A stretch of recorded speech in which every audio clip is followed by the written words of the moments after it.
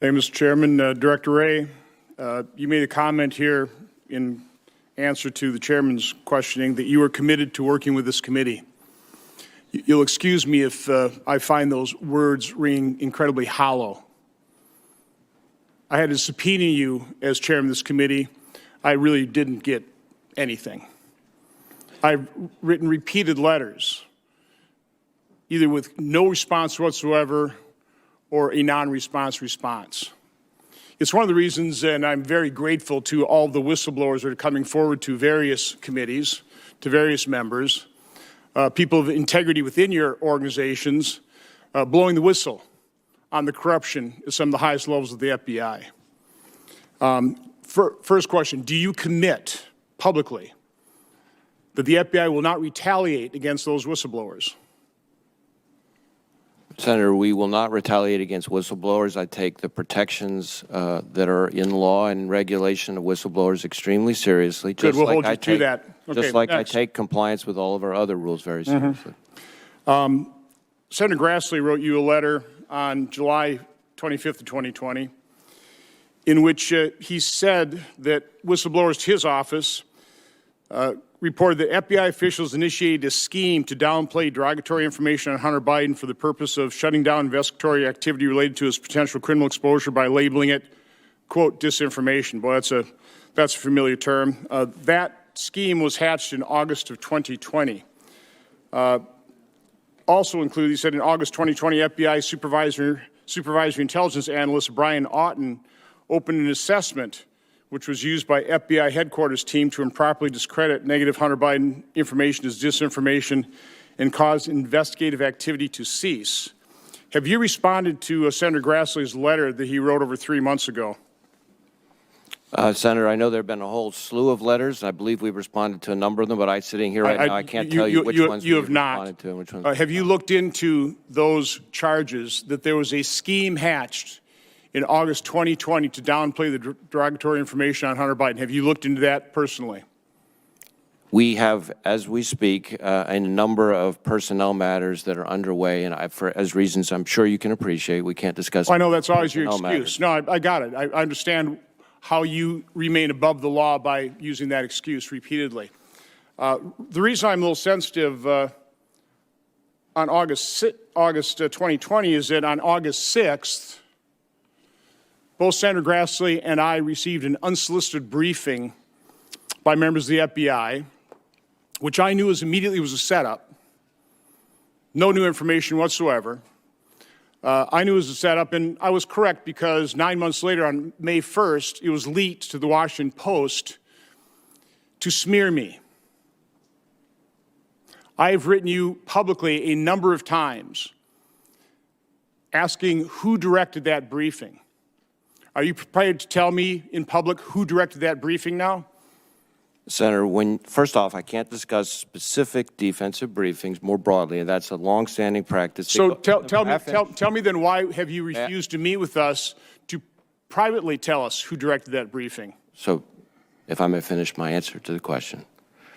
It's longstanding practice not to discuss specific defensive briefings. We have, as my understanding, responded in writing to a letter that you sent. I think it's bureaucratic gobbledygook is what that is. That's not a response. We offered in that letter to provide a senior executive of the FBI to walk through in detail our process. What your process is, but not specifically who directed a briefing that was used to smear me. Have you looked into the leaking of that briefing to the Washington Post? Have you investigated that?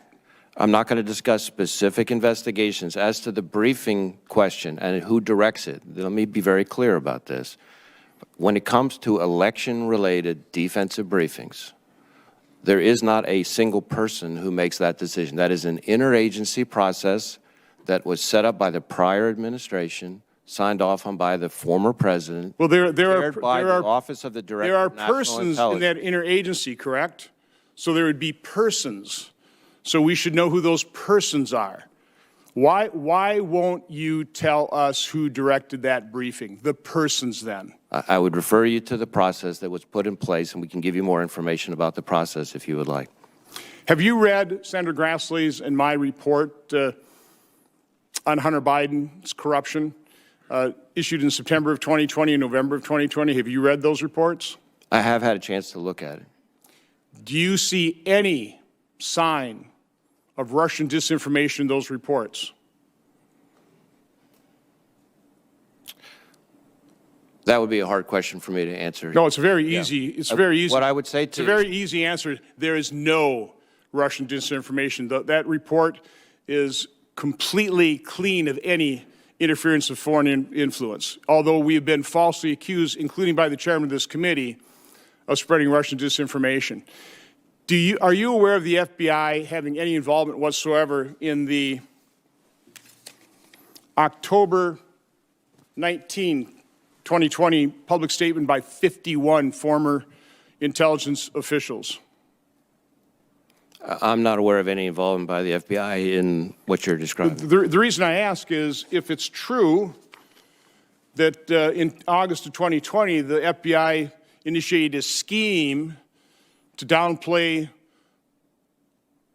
derogatory information on Hunter Biden, it would seem like maybe part of that scheme would be to get intelligence officials to issue a letter that stated that the laptop had all the earmarks of a Russian information operation.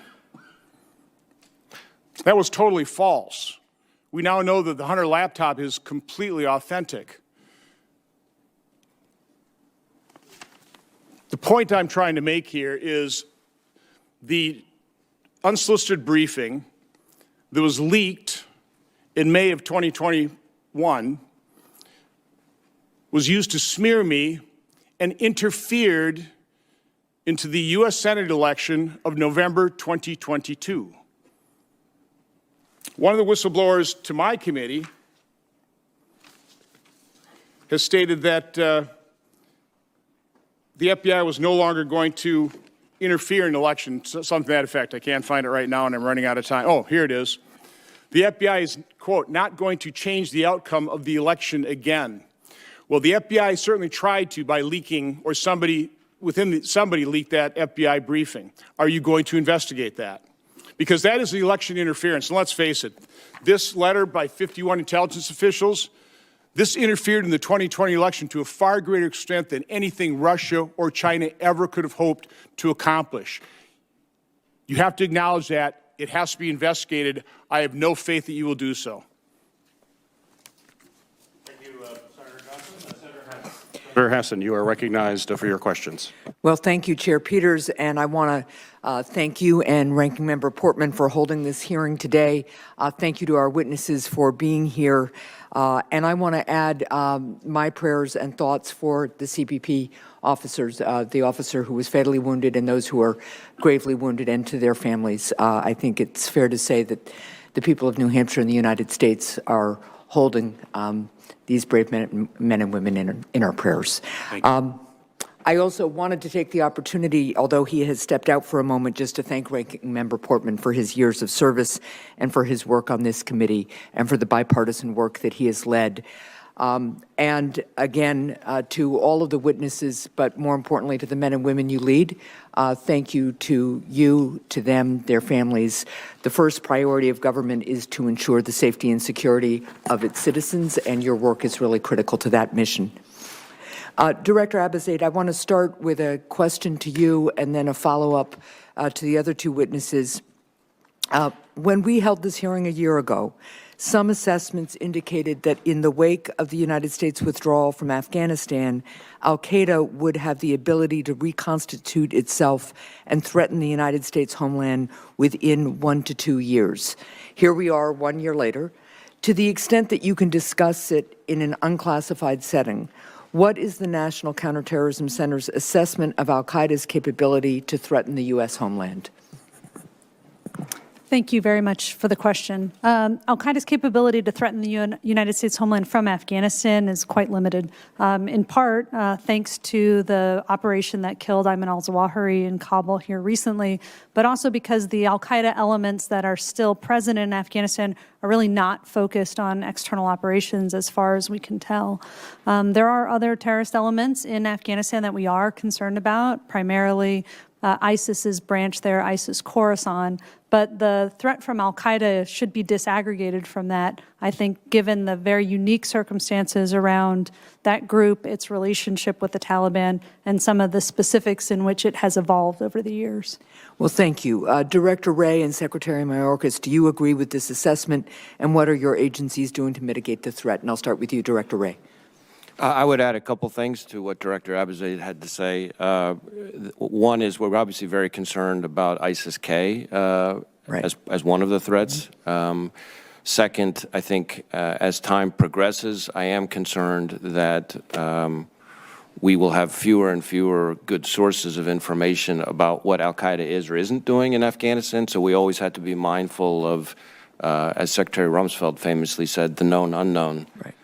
That goes there. And then third, we are very concerned about al-Qaeda and ISIS's ability to inspire attacks even from over there. So those are a few points that I would add. Thank you. Secretary?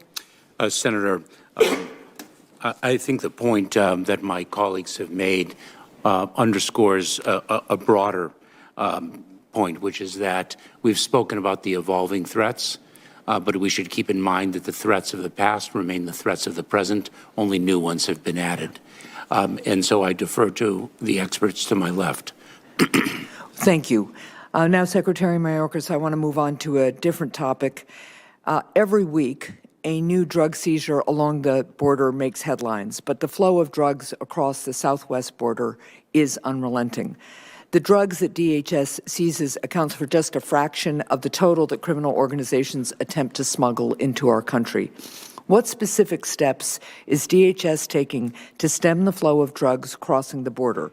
And what additional resources are you using to address this problem? What additional resources do you need? Senator, thank you so much. So it is a fact that the smugglers seek to transport controlled substances, illegal drugs into the United States, primarily through the ports of entry, through trucks, vehicles, and the like. And what we have done is we have surged technological resources that can most effectively detect the effort to smuggle those dangerous substances into our country. Specifically, for example, non-intrusive inspection technology, which has remarkable X-ray capabilities that can be implemented very, very swiftly. We have deployed forward operating labs so personnel scientists can detect the controlled substances and we can effect the seizure immediately and refer to law enforcement the persons who have sought to smuggle them. What we need is more resources like that, and we really hope that Congress passes our fiscal year 2023 budget. We are already 6 weeks into the new fiscal year without the resources that we need financially to invest in that technology and deploy additional personnel as well.